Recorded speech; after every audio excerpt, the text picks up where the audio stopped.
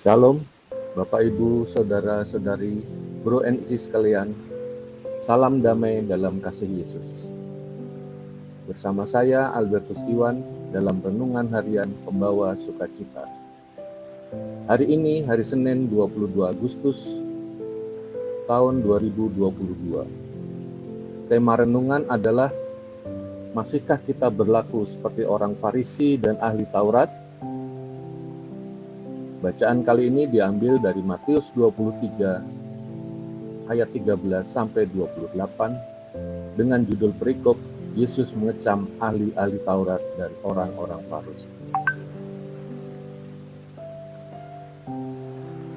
Siapakah orang Farisi dan ahli Taurat itu? Di dalam kitab Injil, Tuhan Yesus seringkali mengecam ahli Taurat maupun orang Farisi.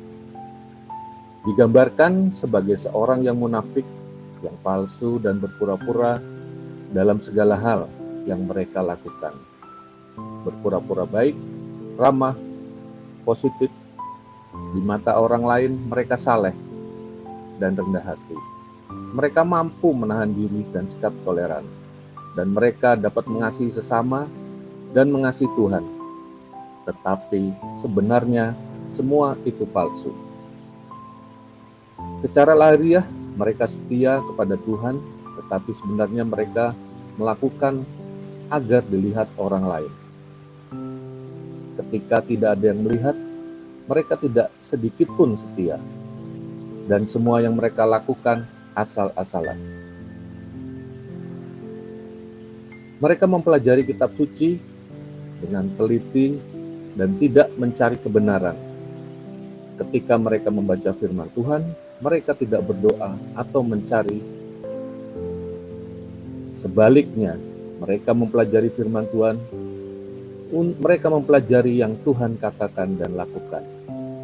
Sehingga mereka mengubah firman-Nya menjadi semacam teori dan menjadi doktrin yang mereka ajarkan pada orang lain. Sebab itu Yesus mengutuk dan berkata, celakalah. Sangat jauh bedanya waktu Allah memberikan 10 perintah Allah kepada Musa, yang perintahnya hanya berkata, jangan. Lalu, apa yang terjadi pada kita saat ini? Persis sama plek, tidak ada bedanya, dan mungkin tidak juga perlu dijelaskan secara rinci. Kita kadang-kadang berlaku seperti orang Farisi dan orang munafik. Saya akan men-sharingkan pengalaman saya beberapa waktu yang lalu. Sebelum COVID, saya menjadi tim liturgi dalam satu camp. Semua saya doakan, pembicara, ruangan, peserta, pokoknya semua didoakan. Tapi ada satu yang terlupa, bahwa saya lupa berdoa buat diri saya sendiri. Pada saat itu, saya berlaku seperti orang Farisi. Semua saya doakan, tetapi untuk diri saya sendiri, saya merasa cukup sudah mampu. Dan yang terjadi adalah, begitu ada masalah sedikit, saya mutung. Terus terang saya mutung. Saya mau pulang waktu itu. Padahal camp belum mulai. Itu belum mulai camp. Kemudian saya ditenangkan oleh beberapa teman. Dan saya bilang, oke, saya minta waktu 2 jam. Karena Yesus pun waktu dia akan disalib, dia mencari waktu untuk menerima cawan itu 2 jam. Apakah saya tidak boleh untuk berpikir 2 jam sambil menenangkan diri? Akhirnya, setelah 2 jam bahkan lebih, saya tidak jadi pulang dan meneruskan camp itu sampai selesai. Dan akhirnya memang tidak terjadi apa-apa lagi dan semua berjalan dengan baik.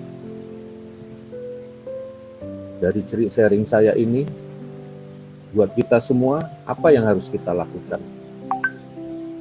Mulai hari ini, marilah kita merenungkan bagaimana sikap hidup keagamaan kita saat ini. Biarlah kita semua boleh menjadi anak Allah dan memiliki hidup keagamaan lebih dari ahli Taurat dan orang-orang Farisi. Melakukan firman Tuhan bukan hanya sebatas tampak luar saja, tetapi benar-benar dari dalam hati. Dengan demikian, kita dapat masuk dalam keadaan kerajaan surga dengan baik.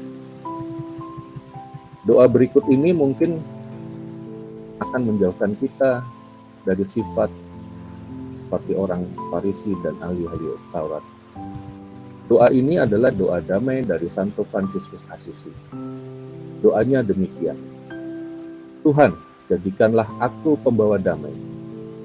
Bila terjadi kebencian, jadikanlah aku pembawa cinta kasih. Bila terjadi penghinaan, jadikanlah aku pembawa pengampunan. Bila terjadi perselisihan, jadikanlah aku pembawa kerukunan. Bila terjadi kebimbangan, jadikanlah aku pembawa kepastian. Bila terjadi kesesatan, jadikanlah aku pembawa kebenaran. Bila terjadi kecemasan, jadikanlah aku pembawa harapan. Bila terjadi kesedihan, jadikanlah aku sumber kegembiraan. Bila terjadi kegelapan, jadikanlah aku pembawa terang.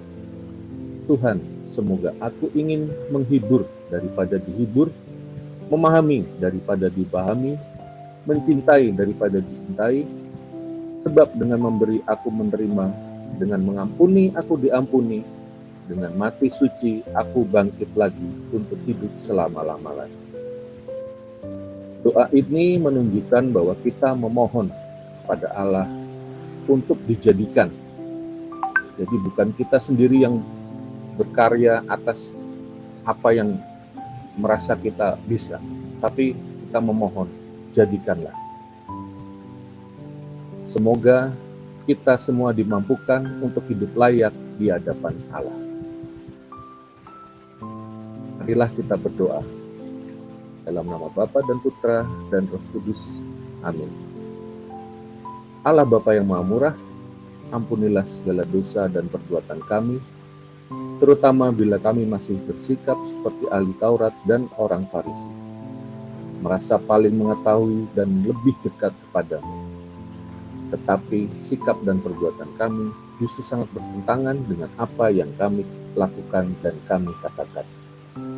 Berkati dan mampukanlah kami untuk hidup seturut kehendak-Mu dan menjadi contoh bagi sesama untuk selalu berbakti kepadamu.